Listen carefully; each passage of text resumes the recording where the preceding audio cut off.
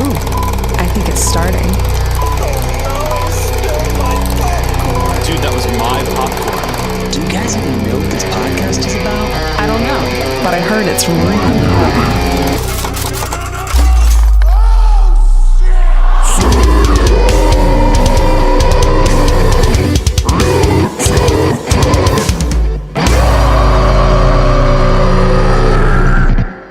Welcome back to Cinema Luciferi, the podcast where we review films with the power of heavy metal. I'm your host, Grim Bub, and today we're discussing the Alex Kurtzman film The Mummy, starring Tom Cruise, Annabelle Wallis, and Sofia Boutella. This being our third episode, I'm still experimenting with the show format. I'm thinking we're going to jump to the metal jam as quickly as possible this time, and leave the month's featured artist and any announcements for the tail end of the episode. You can hit me up on Twitter with any feedback or suggestions. And in case you don't know what we're about, I write a metal jam in response to a film that just came out. Each track typically features a guest guitarist or vocalist or theremin aficionado. That's then followed by a brief discussion of the film, a critique and an analysis of some of its key takeaways. I also design a t-shirt that corresponds to each film review, loosely based on the movie in question. If you're into this wacky podcasting experiment, head on over to cinemaluciferi.com and click merch to support the show. This episode's design is particularly spooky, nightmarish. Go check it out for yourself. Now, on to the song.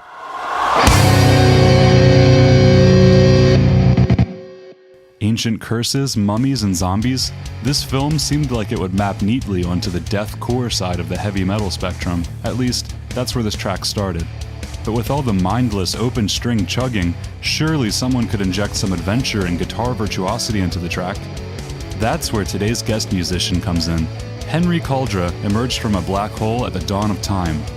Ares, god of war, his father, gifted him with immortality so long as he wanders the earth shredding like no other. And so he has, and continues to this day, one of the best guitarists on all the interwebs. Don't believe me? Do a quick search for his personal project on YouTube, The Henry Maneuver. Specifically, watch his playthrough of Fugue in Drop C. Make sure to buckle yourself into whatever you're sitting on when you hit play. The video might start with a vacuum cleaner, but it has enough sweeping to whisk your testicles into the dustbin of heavy metal history. And that track is from way back in 2012. Dude's been cranking out crazy awesome covers and original material ever since, shredding on his PRS, jamming on the keys and bass, and laying down some pristine vocals. Give ear to this prophet of sick nasty shredding. Check out the Henry Maneuver on YouTube and Spotify. And now I present Cinema Luciferi track number 3, Ill-Fated. Crawling, contorting, cannibalizing. Motion capture is on point, though the jokes will disappoint.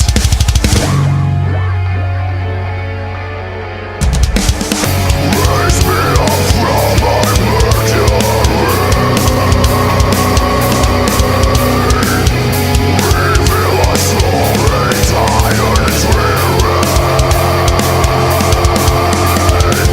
Still there are dreams we cannot fly. Resurrect ourselves.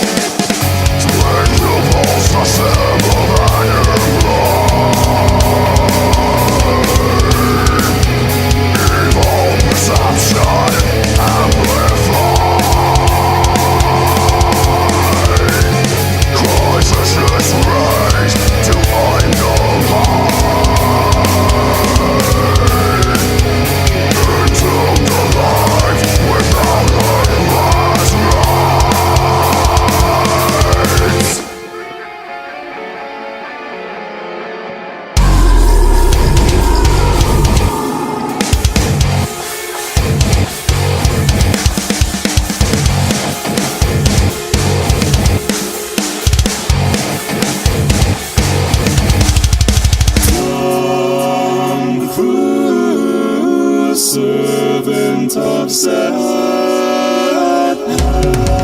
has not aged since Top Gun.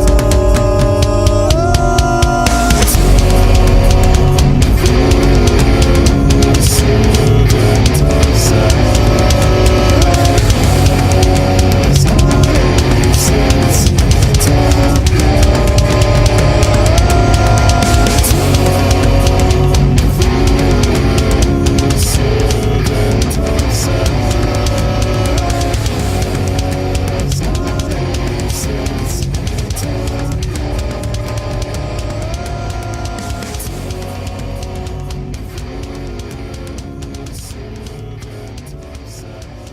My hopes were not super high going into this one.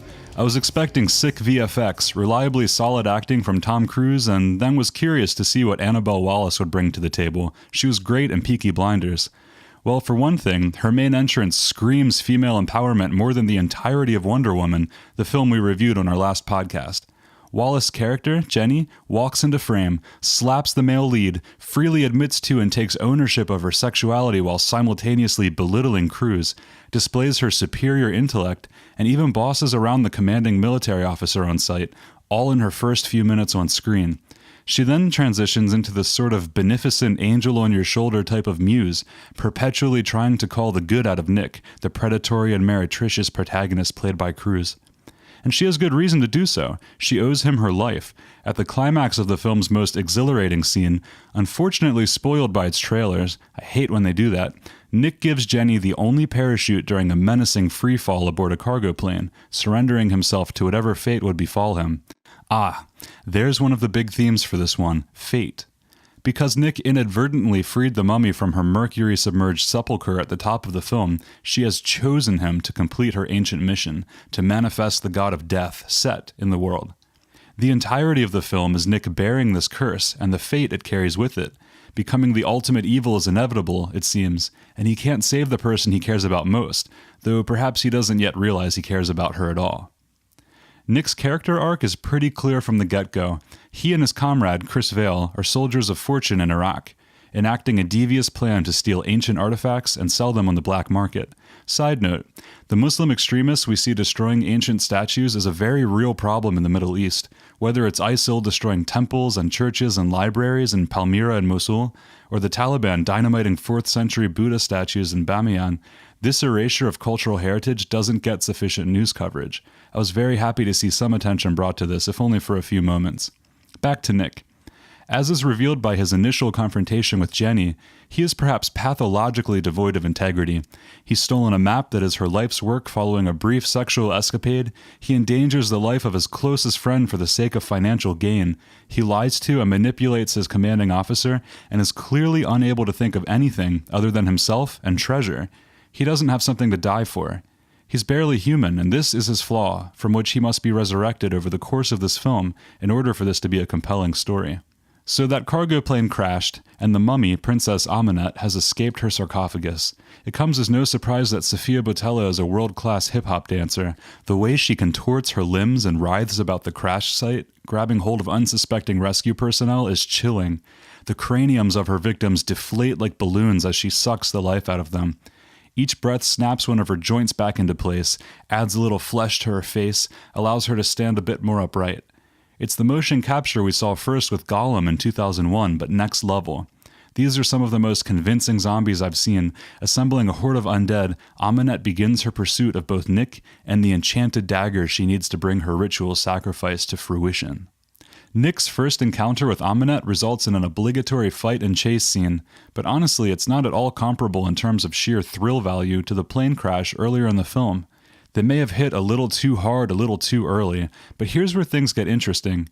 Amenet is captured and taken to a remote research facility headed by none other than Dr. Jekyll, of Dr. Jekyll and Mr. Hyde fame, played by Russell Crowe.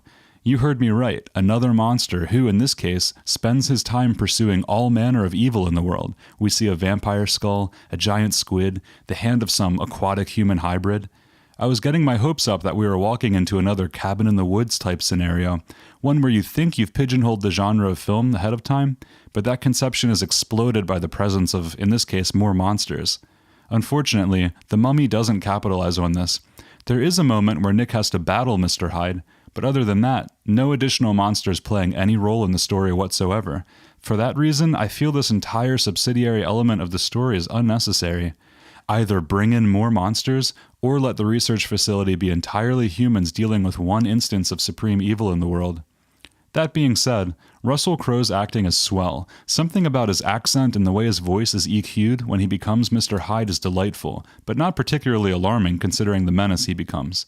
As far as I can tell, his character is the symbol for Western civilization.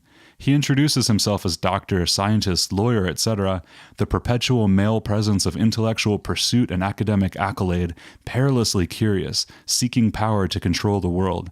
And yet that drive has its dark side, manifested by Mr. Hyde, which he must closely keep in check with sedating injections.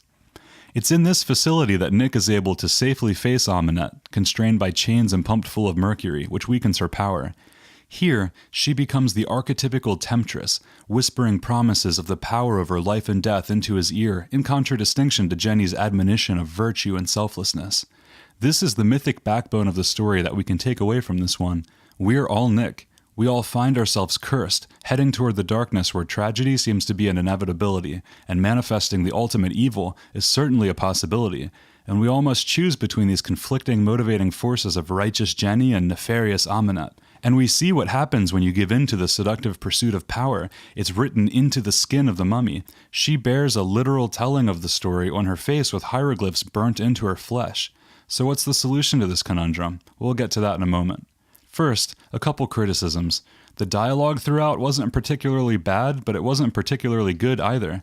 One moment that really stood out to me was in the heart of London, after Nick survives a collision with a bus and a sandstorm of shattered windows and cement debris. Vale, Nick's sidekick turned zombie minion, who largely functions as the Virgil of this tale, leading Nick toward the core of the underworld, so to speak, appears on the bus, and after a long drawn-out silence says something along the lines of, "Wow, that was intense, huh?" There are a million better lines or even funnier jokes that could have filled that space after such a long pause. That was what solidified my opinion that the dialogue for this one really isn't anything to write home about. Well, Amunet discovers the gemstone required to more or less activate her Dagger of Shadows +2. She enters a crusader tomb beneath the streets of London and poses as the raised corpses of Christian knights drop to their knees, implying that hers is the true religious power. Paralleling the plane crash at the top of the film, wherein Nick's potential is revealed in his sacrifice to save Jenny, the two find themselves in a crisis of similar magnitude. They're trapped underwater, battling zombies. Again, this one was spoiled by the trailer. We already know that Jenny's about to be pulled underwater by Amunet, who is hiding directly behind her as the two gasp for air. Ugh. What we don't know is that this time, tragedy results. Jenny is drowned, and Nick must face Amunet in despair. Fate has caught up to him. He couldn't save Jenny, and he can't escape the mummy. So, beneath the streets of London, at the heart of the underworld, Nick does what we all must do, and that's face the inevitable and make it our own. He manifests the perfect distillation of himself, at heart a thief, and cunningly slips the dagger out of her hands. Instead of fighting his fate, he strips Amunet of her power by making the decision himself. He drives the blade into his stomach and welcomes the ultimate evil. A note about the splitting, subdividing, mitosis-like pupils that feature so prominently in Amunet's gaze for the film's promotional posters, and we see now with the deified Tom Cruise. I think that's symbolizing a higher level of perception, an elevation of consciousness to a new level, similar to how the Mesopotamian god Marduk had a head covered in eyes, or how artist Alex Gray's paintings typically feature psychedelic matrices of eye patterns. The sandstorm at the heart of London was extremely cool. The shattering glass as Cruise and Wallace bolt toward the camera was clever and exciting. The crashing plane and bus and ambulance were believable and gripping. The zombies were grotesque and satisfying. But as far as VFX goes, it's these split pupils that are going to stick with me. Evolution gifted us with this cognitive programming to perpetually scan our environment for patterns that mimic human faces. Our survival depended on it. Messing with those patterns can stir strong emotions. I think that's the most effective thing this film accomplishes in its imagery, doing a lot with a little. So, Nick becomes the devil, overwhelming Amunet's power with his own, and sucks the life out of her as she's done to so many before. He resurrects Jenny and then flees on a quest to put an end to his curse, whose ill effects he just significantly amplified by willingly becoming the Lord of Darkness. He's accepted his fate and made it his own, and now he must integrate his shadow, as Jung would say, in order to become whole. Despite the poor story, there are certainly some worthwhile psychological truths to take away from this film, yet I still have some real criticisms, one of which is how lighthearted they try to make it feel. The jokes just weren't funny, especially Vale's attempts at humor. Maybe I just wasn't in a laughing mood, but there were only a handful of times that the film got a chuckle out of the rest of the audience. Either skew harder into the lighthearted end of the spectrum, a la Brendan Fraser's character in the 1999 Mummy films, or, as I was hoping, go for a darker, grittier thriller. Also of note is that Russell Crowe's character is very quick to insist on slaying Nick in order to put a quick end to the curse, when Jenny's suggestion to simply smash the gem that powers the dagger of Set is a perfectly sensible alternative. Why would such a brilliant mind not first think of the simpler solution, especially when the stone had only just then been discovered while Nick was in his presence? Clearly it must have been on his mind. Lastly, there are at least 2 very long periods of narration whereby the writers ensure the audience understands what is going on in the film. I felt these chunks were way too long, and it came off as if the writers were trying to baby the viewers. Trust us to piece the story together on our own, and make a better effort to visually communicate the narrative. This was a fun action movie with some sick undead special effects, but I don't recommend paying to see it in the theater. I give The Mummy a 2 out of 5. And now for our featured artist. It's still June, which means the unfaltering, scintillating, fearless Drewsif Stalin remains our artist of the month.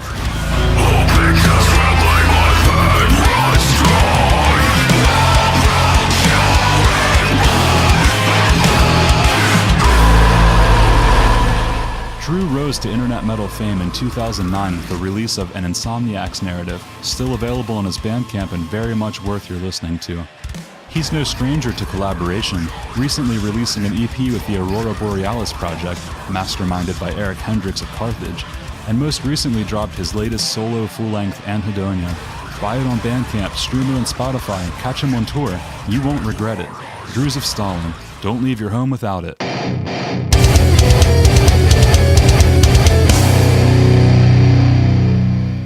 That's all for today's episode. I think I'm digging this format, jumping into the song right away. If you have any suggestions or feedback, or would like to be a featured artist or perform on a track as a guest musician, hit me up on Twitter, or via our website's contact page, that's cinemaluciferi.com. And of course, don't forget to check out our merch page. Each episode has a shirt and poster designed by yours truly. I'm still ironing out a consistent illustration style, but we're getting somewhere for sure. This whole podcast is meant to be an experiment where I have an opportunity to get better at playing guitar and bass and doing vocals, at songwriting and recording and mixing, at illustration and design, and start thinking more critically about films I see. And I'm freaking thrilled to have you along for the ride. If you survived this episode, why not fuel our unrelenting cinematic conquest? Share this episode on Facebook and Twitter, give us a good review on the iTunes store, and head to cinemaluciferi.com to check out our merch. Thanks for listening.